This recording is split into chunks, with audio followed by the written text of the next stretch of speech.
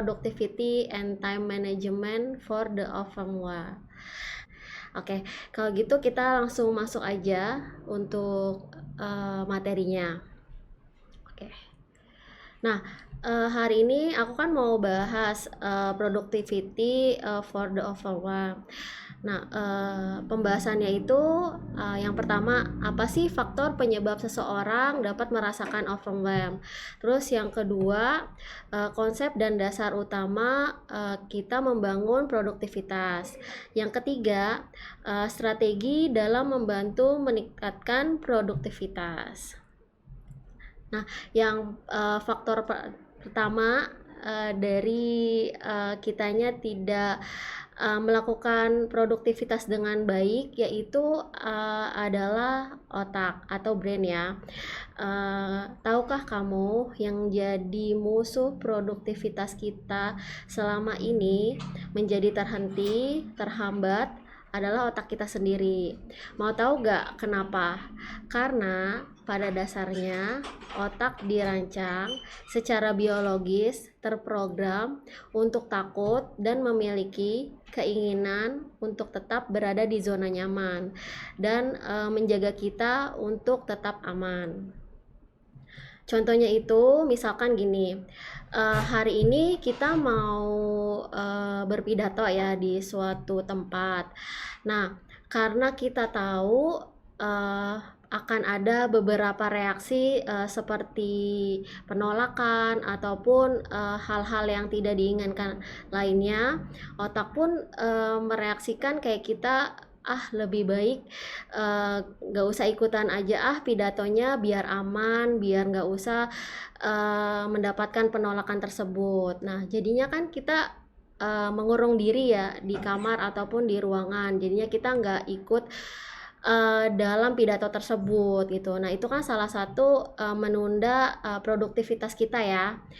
Nah, makanya disarankan ketika otak memberikan sinyal untuk melindungi dan mencoba membuat kita harus mengambil keputusan dari melindungi tersebut, kita tuh harus benar-benar memikirkan sebenarnya tuh baik gak sih reaksi dari otak tersebut, feedback ke kitanya tuh kayak gimana. Jadi benar-benar harus dipilih sih gitu. Pokoknya kita tuh nggak boleh takut, kita harus melawan ketakutan itu untuk terus melangkah maju seperti itu. Nah, yang kedua ini adalah overwhelm-nya. Siapa sih yang di sini itu nggak pernah ngerasain overwhelm ya? Pasti di antara kita tuh pernah, salah satunya aku juga sih. Overwhelm sendiri dapat diartikan seperti kondisi arus listrik yang tiba-tiba dimatikan gitu ya.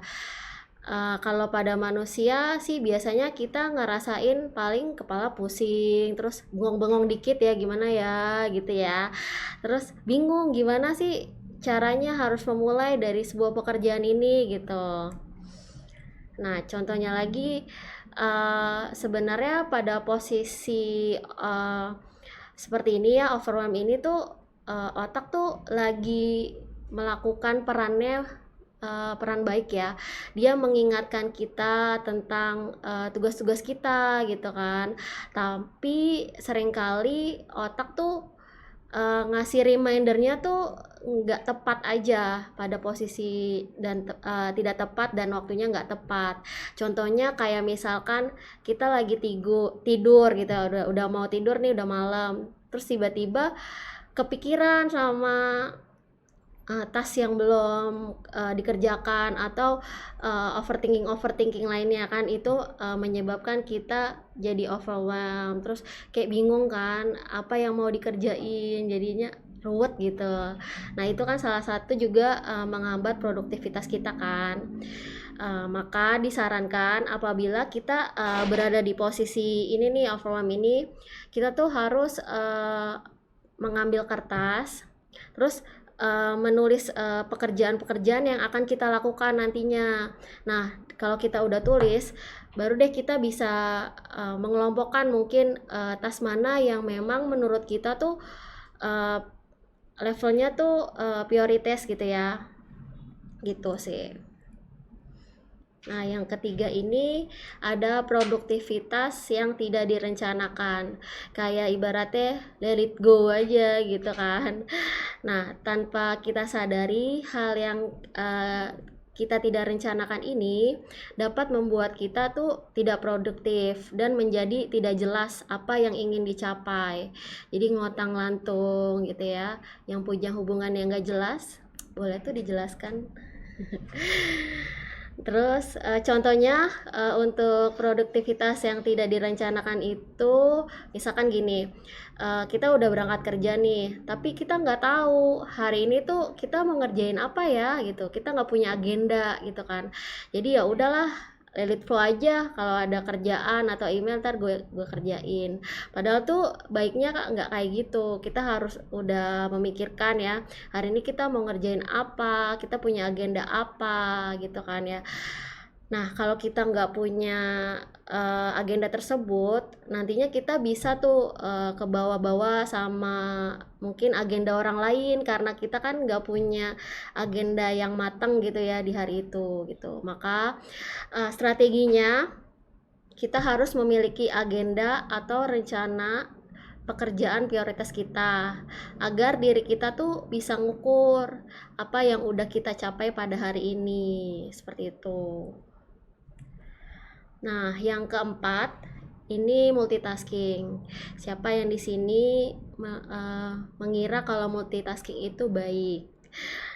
Ternyata multitasking itu belum tentu baik sih karena multitasking sendiri adalah posisi di mana otak kita beralih dari suatu pekerjaan ke pekerjaan lainnya dan kembali lagi ke pekerjaan awal. Ini bisa terjadi dengan waktu yang cepat. Jadi kayak dalam satu satu waktu gitu ya kita bisa mengerjakan beberapa pekerjaan kan ya.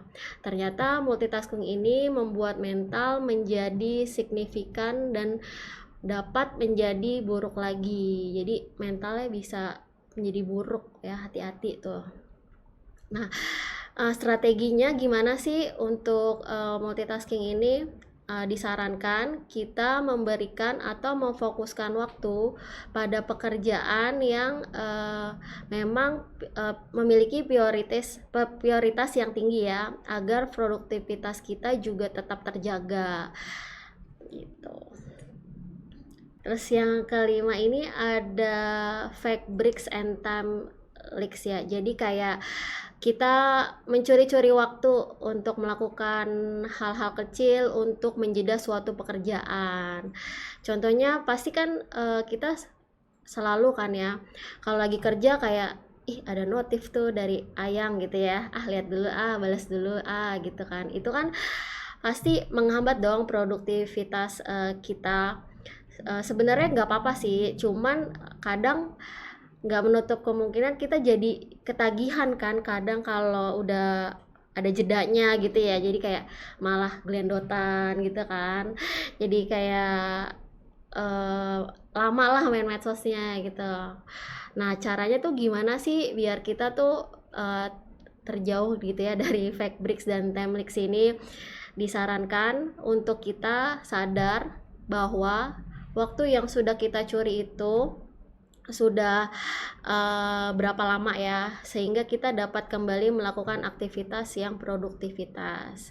Nah mungkin bisa di remind aja sama diri sendiri kayak gue harus 5 menit aja deh gitu ya, sebat dulu sebat gitu ya, atau atau main handphone gitu ya, jadi punya limitnya lah gitu.